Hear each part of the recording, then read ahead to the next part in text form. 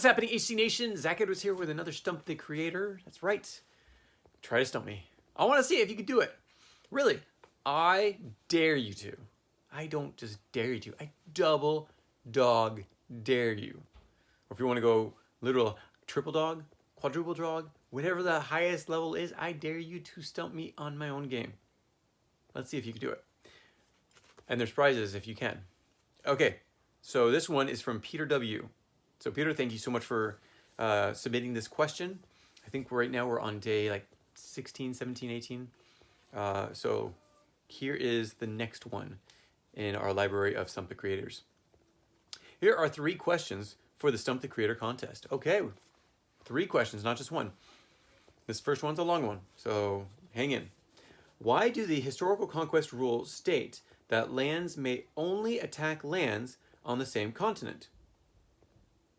Okay, because literally, if you were in North America and you were attacking Africa, that'd be quite the jump, right? For normal characters to go. You can't get there from land. You have to get there by ocean, which is why you can either use an explorer to get there, or you can be in the same continent. So North America to North America, South America to South America, Africa to Africa. Makes sense, right? Okay. Now, the rest of the question. Many wars that often in real life are not between 2 lands on the same continent, between lands in completely different countries.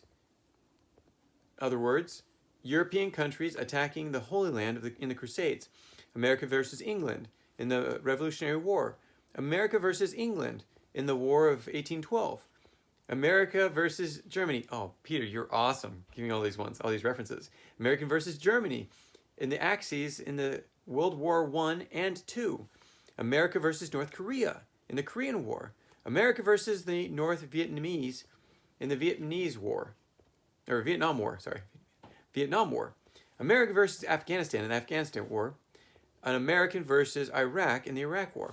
And actually, if you go a little deeper, Afghan was Operation Freedom, and no, that was Iraq. Oh, okay, you're stumping me here.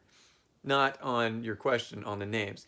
So there's Operation Freedom, there's there's so many different operations, I think, in Afghanistan and Iraq. Plus, you can go with the first Gulf War and so forth. So there's even more that aren't even here.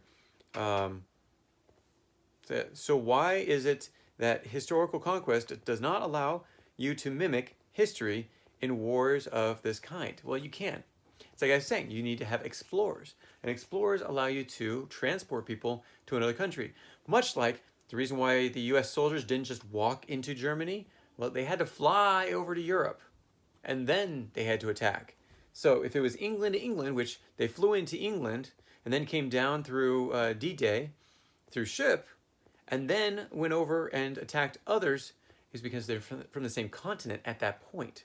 So the game makes it so that you have to actually get through the transportation phase, which is basically an explorer bringing you there.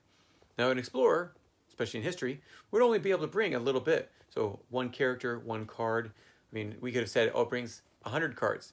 Well, for one thing, think of it this way. Okay, you have to have at least a minimum of 1 card left in land after you're done. Okay, right? Okay.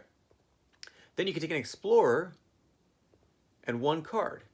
That means you have 3 cards in land. You can have a max of 4 cards in each land. 1 has to stay in the land, 2 are the ones attacking, and 3 is basically a special ability by one of the cards. Now, a transport can only go once per turn. Can transport 1 time per turn. So if you're transporting, you can only bring an explorer has to be in that land with those characters before you bring them back over to a certain land. So yes, we could have allowed for 2 cards to go in with an explorer. But in order for some cards to have special abilities, saying that they can have 2 cards go over with them, we had to have the base be that 1 card could go over with an explorer, especially if they're bringing an army. Bringing an army, it's going to be more than just a regular ship or even a single airplane could carry. So if you want to get into the technicalities of the whole thing, that's why. We do want you to be able to attack continent to continent, 2 different lands from different continents. But you have to have the assistance of someone to transport you. And explorers are known as transports. in a lot of ways. Whether it was going down to Antarctica, or whether it was exploring North America, South America, whether it was exploring Africa. It wasn't never just one person. Well, sometimes it was actually one person.